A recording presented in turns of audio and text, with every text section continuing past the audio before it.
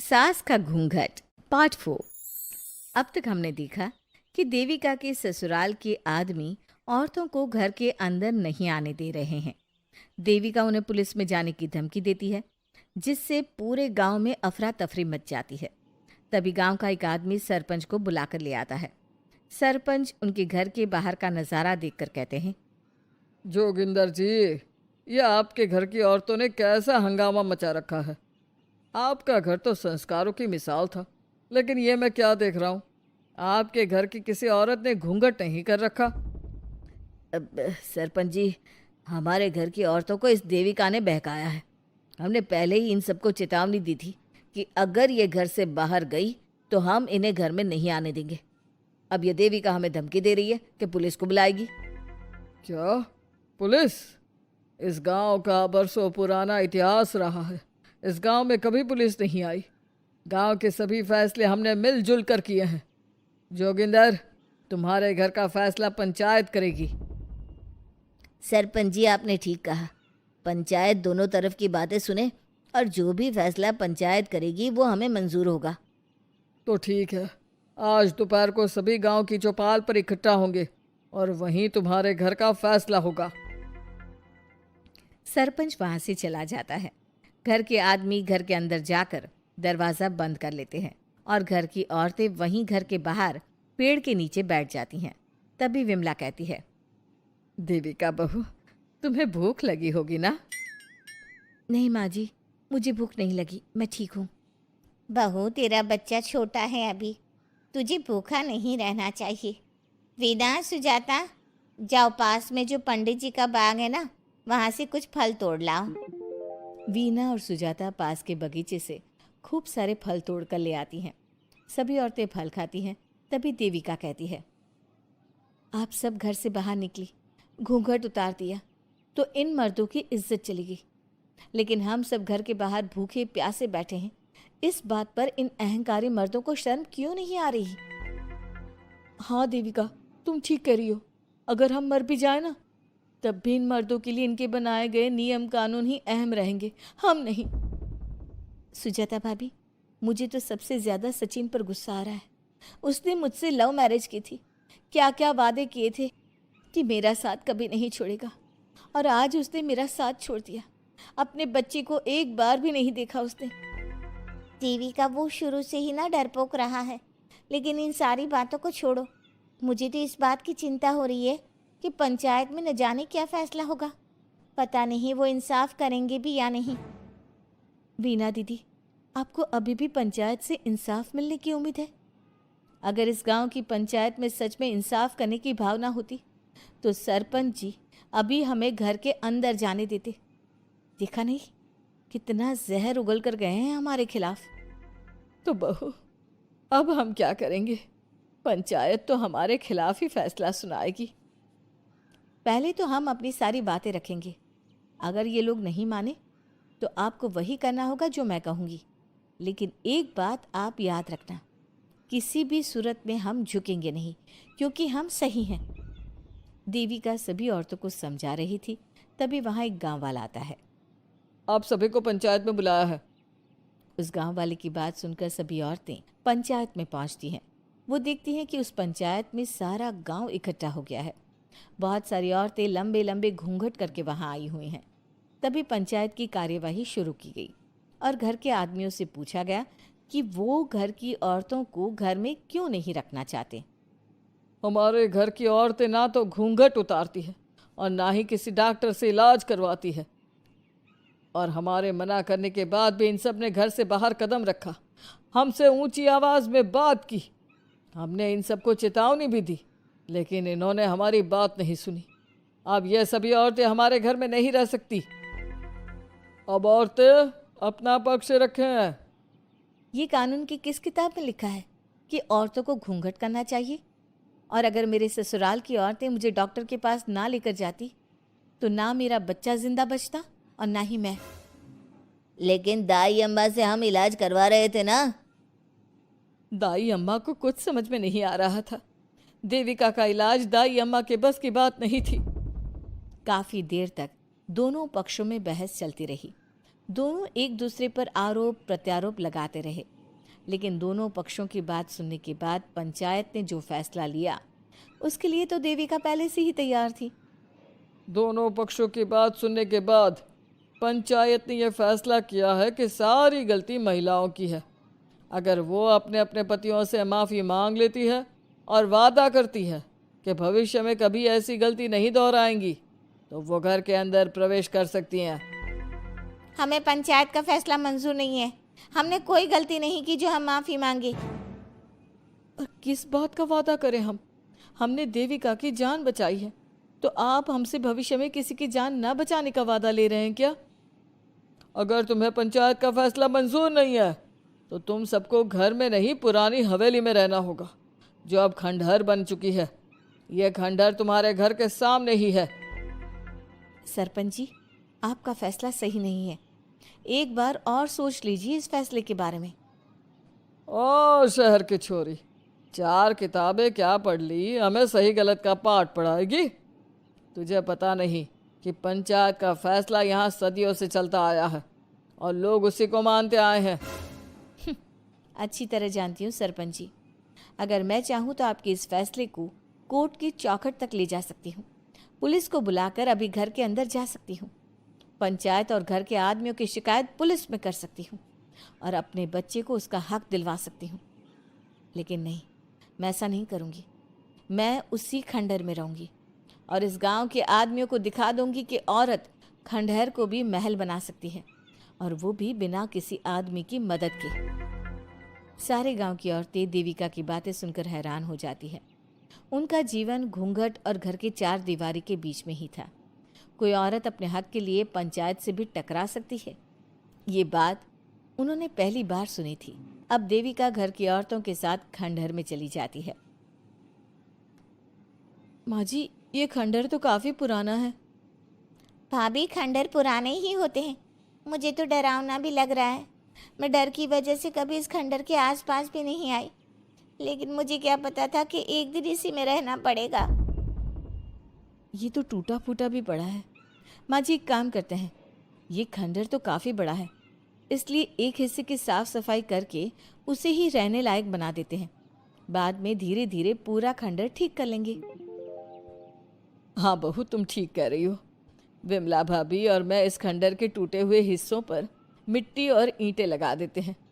सुजाता और वीना, तुम साफ सफाई कर लो। सभी औरतें मिलकर खंडहर के एक हिस्से को सुधारना शुरू कर देती है और काफ़ी देर तक मेहनत करने के बाद वो उस हिस्से को काफ़ी हद तक अच्छा कर लेती हैं। और इसी तरह रात हो जाती है। सभी औरतें बैठकर बात करती है। माँ, हमने इस खंडहर को घर तो बना दिया है, लेकिन ये घर चलेगा कैसे? हाँ माँ जी, मैं भी यही सोच रही हूँ। और हम सब तो बड़े हैं, गर्मी सर्दी भूख कुछ भी आसानी से बर्दाश्त कर सकते हैं। लेकिन देविका का बेटा बहुत छोटा है, उसे तो हमें अच्छी तरह से पालना होगा ना। मैं भी यही सोच रही हूँ कि आगे हमें क्या करना चाहिए। कम्मू और मैं मिलकर मिट्टी का चूल्हा और मिट्टी के बर्तन बना देते हैं। कुछ दिन के लिए खाने का इंतज़ाम भी हो जाएगा, क्योंकि यहाँ पर खेत और बाग बगीचे आसपास ही हैं, कहीं से कुछ भी ले सकते हैं। पहले आप मुझे ये बताइए कि आप सब लोगों को आता क्या है? मतलब कोई ऐसा काम जिसका आपको शौक हो, जो आपने बचपन से किया हो। बहू, तेरे दिमाग में चल क्या रहा है? माँ जी, बहुत कुछ चल रहा है। बस अब हमारा सारा ध्यान इस बात पर होना चाहिए कि हम अपने लिए अच्छे से अच्छा क्या काम कर सकते हैं। आप सब हिम्मत से और समझदारी से काम लो, फिर देखना हम इस खंडहर को भी महल बना देंगे। इसके लिए सबसे पहले हमें आत्मनिर्भर बनना होगा। देविका सभी को समझा रही थी, तभी उसका बेटा रोने लगा। उसने अपने बेटे को गोद में उठाया और उसे चुप कराने लगी। अब देविका के सामने सबसे बड़ी चुनौती थी कि वो किस तरह से ससुराल की औरतों को आत्मनिर्भर बनाए और किस तरह से अपना घर चलाए। हमारे प्यारे दर्शकों, अब आप बताइए, देविका और घर की सभी औरतों ने अपने पतियों से माफी ना मांगकर सही किया या गलत? क्या उनका खंडहर में रहने का फैसला सही था? अब देविका को क्या कदम उठाना चाहिए, हमें कमेंट में ज़रूर बताना। हमारी कहानी को लाइक, शेयर और चैनल को सब्सक्राइब करना मत भूलना। सास का घूंघट पार्ट 5। अब तक हमने देखा कि पंचायत के फैसले के अनुसार घर की सारी औरतें खंडहर में रह रही है। अब देविका के सामने सबसे बड़ी चुनौती ये है कि घर की औरतों को आत्मनिर्भर कैसे बनाया जाए। देविका ये सब सोच ही रही थी कि तभी उसकी नज़र मिट्टी के बर्तनों पर गई। अरे, ये इतने सुंदर सुंदर मिट्टी के बर्तन किसने बनाए हैं? ये बर्तन तो माँ जी और चाची जी ने बनाए हैं। अरे वाह, इतने सुंदर बर्तन तो मैंने आज तक नहीं देखे। माँ जी, चाची जी, आपने ये कहाँ से सीखा? अरे बहू, ये तो हम बचपन से बनाते आ रहे हैं। ये स्टील, पीतल और कांच के बर्तन तो अब चले हैं। पहले तो मिट्टी के बर्तन में ही लोग खाना खाते थे। ठीक है, तो हम दोबारा से मिट्टी के बर्तनों में लोगों को खाना खाना सिखाएंगे। वीना दीदी और सुजाता भाभी, आप दोनों बताओ, आप दोनों को क्या क्या आता है? मुझे तो खाना अच्छा बनाना आता है। बस खाना बनाने के अलावा मैंने कभी कुछ किया ही नहीं। और वीना दीदी, आप बताओ, आपको क्या क्या आता है? पता नहीं, मैंने बचपन से यही सुना है कि लड़कियों को ये नहीं करना चाहिए, लड़कियों को वो नहीं करना चाहिए, इसलिए मैंने कभी कुछ किया ही नहीं। देविका, वीना को सिलाई, कढ़ाई और बुनाई बहुत अच्छी आती है। हाँ, आती तो है लेकिन बहुत अच्छी नहीं। बहुत अच्छी भी आ जाएगी। अब देविका और बाकी सभी औरतें गांव में सबके घर जाती हैं और गांव की सभी औरतों से मिलकर कहती हैं, भाभी जी, अगर आपको अपने या अपने घर वालों के लिए कपड़े सिलवाने हो तो आप मुझसे ही सिलवाना। बहन जी, मिट्टी का चूल्हा, बर्तन या मटका बनवाना हो तो मुझसे ही बनवाना। मैं और विमला दीदी आपके घर के सारे बर्तन बना देंगे। भाभी, आप कभी किसी काम में व्यस्त हो और खाना ना बना पाओ ना, तो आप मुझे बता देना। मैं आपके घर के लिए खाना बना दूंगी। वो क्या है ना, आप तो सारा दिन खेतों में काम करती हो और कभी कभी खाना भी नहीं बना पाती होंगी, इसलिए। इस तरह घर की औरतें जी जान से अपने अपने कामों में लग जाती है। धीरे धीरे उनका काम बढ़ जाता है और वो अपने खंडहर को ठीक करने में लग जाती हैं। वहीं दूसरी ओर घर के सारे आदमी घर का काम संभाल नहीं पा रहे थे। अरे भाई कल्याण, चाय तो पिला दे। जमाना हो गया अच्छी चाय पिए हुए। आप भी ना घर के दामाद से क्या क्या काम करवाते हैं। अभी लाता हूँ चाय। कल्याण, तुम दामाद नहीं बेटे हो, इसलिए इस घर के सुख दुख, घर के काम और बाहर के कामों में तुम्हारा सहयोग तो होना ही चाहिए ना। इतने में कल्याण चाय बनाकर ले आता है। जैसे ही सचिन चाय पीता है तो उसके मुंह से चाय निकल जाती है। जीजा जी, ये क्या बनाया है? इतनी कड़वी चाय। इससे अच्छा तो करेले का जूस होता है। देख सचिन भाई, मैं तो ऐसी ही चाय बनाता हूँ। पीनी है तो पी, नहीं पीनी है तो अपने आप बना ले। मैं खाना बनाने जा रहा हूँ और अकेला नहीं बना सकता। आप में से कोई मेरी मदद करो। सचिन मेरी चाय की बुराई कर रहे थे ना, तुम जाओ अब खाना बनाओ। सचिन और मोहन दोनों खाना बनाने में लग जाते हैं। मोहन भिंडी काटकर कढ़ाई में छोड़ देता है और उस पर पानी डाल देता है। आपने भिंडी में पानी क्यों डाला? शायद पानी नहीं डलता, पता नहीं, लेकिन माँ ने कभी भिंडी में पानी नहीं डाला था। लेकिन बिना पानी के भिंडी बनेगी कैसे? मतलब गलेगी कैसे? बिना पानी के बनाएंगे तो चिपक नहीं जाएगी कढ़ाई से? पता नहीं, चलो देखते हैं कैसे बनती है भिंडी। भैया, कितने दिन हो गए ना अच्छा खाना खाए हुए। खाना तो सुजाता बनाती है, इतना मज़ेदार खाना कोई और बना ही नहीं पाता। सचिन और मोहन खाना तैयार करके ले आए। सभी आदमी खाना खाने लगे। खाना बना तो बहुत बुरा था, लेकिन किसी ने बिना कुछ कहे खाना खा लिया। तभी जोगिंदर ने कहा, घर की हालत कितनी बुरी हो रही है। जगह जगह जाले लगे हैं। 2 दिन से तो किसी ने झाड़ू भी नहीं लगाई घर की। हाँ, और घर में गंदे कपड़ों के ढेर लगे हैं। मेरे पास तो ये आखिरी कुर्ता ही बचा है पहनने के लिए। कल्याण, मोहन, तुम किसी नौकर को रख लो ना। हमने 1-2 लोगों से बात की थी नौकर के लिए, लेकिन कोई घर में काम करने के लिए तैयार ही नहीं है। गांव के सभी लोग खेतों में ही मजदूरी कर रहे हैं। घर के सभी आदमी घर के काम में लगे रहते हैं तो वो अपने खेतों पर भी ध्यान नहीं दे पाते और उन्हें हर महीने आर्थिक रूप से नुकसान उठाना पड़ता है। धीरे धीरे उनके घर की हालत खराब होने लगती है। एक दिन कल्याण सबसे कहता है, घर को तो औरत ही संभाल सकती है, हमारे बस का नहीं है घर संभालना। हमें किसी तरह से उस सब को वापस इस घर में लाना ही होगा। अरे कल्याण बेटा, पंचायत का फैसला था कि औरतें हमसे माफ़ी मांगे, लेकिन उन्होंने माफ़ी नहीं मांगी। अब हम उन्हें बुलाने गए तो उल्टा हमें ही अपनी अपनी पत्नियों से माफ़ी मांगनी पड़ेगी। हमें कोई ऐसा रास्ता निकालना होगा कि वो मजबूर हो जाए हमारे पास आने के लिए।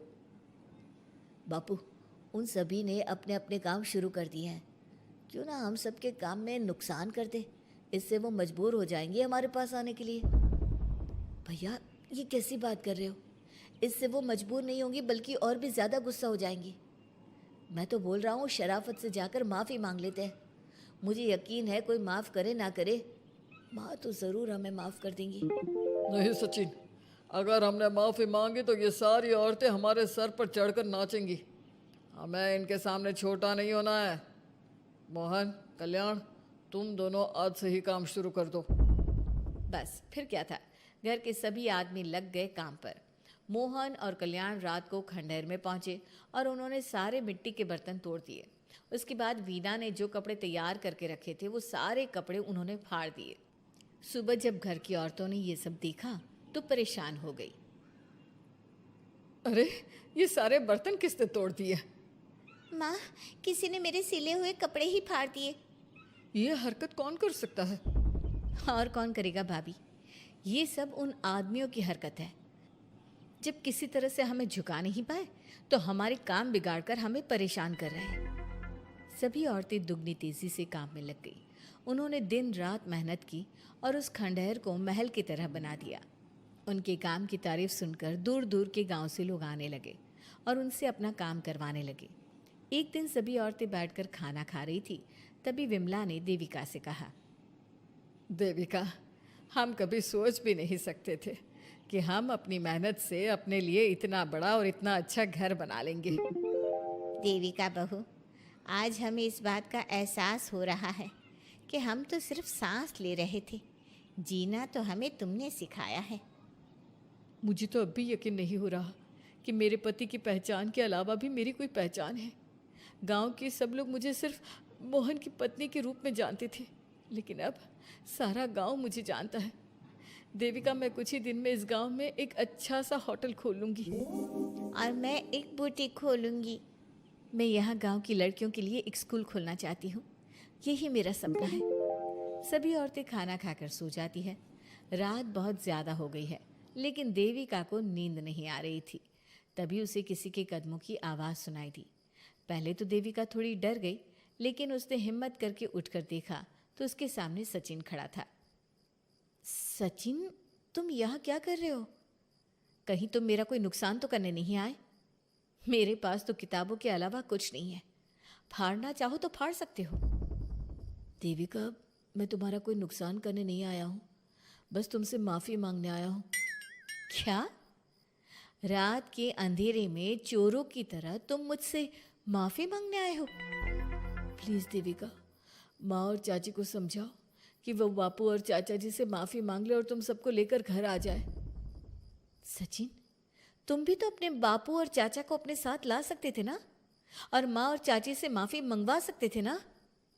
प्लीज़ देविका, मुझे माफ़ कर दो और घर चलो। कैसे माफ़ कर दूँ सचिन? तुमने मुझे मरने के लिए छोड़ दिया। अगर माँ और चाची हिम्मत करके मुझे अस्पताल ना ले जाती तो आज मैं और मेरा बच्चा जिंदा ना होते। ना तुम मुझे अस्पताल में देखने आए और ना ही अस्पताल से आने के बाद मेरा हाल चाल पूछा। मुझे तो छोड़ो, तुमने अपने बच्चे का चेहरा तक नहीं देखा और तुम मुझसे उम्मीद कर रहे हो कि मैं तुम्हें माफ़ कर दूँ? कभी नहीं सचिन। देखो देविका, हम सबको बहुत नुकसान हो रहा है। घर के काम की वजह से हम बाहर के काम पर ध्यान नहीं दे पा रहे। घर और जिंदगी दोनों अस्त व्यस्त है। वो इसलिए कि तुम सब आदमी संगठित नहीं हो, अपना दिमाग और ऊर्जा हमें परेशान करने में लगा रहे हो। और हम औरतें संगठित हैं, हम अपना दिमाग और ऊर्जा अपनी प्रगति में लगा रहे हैं।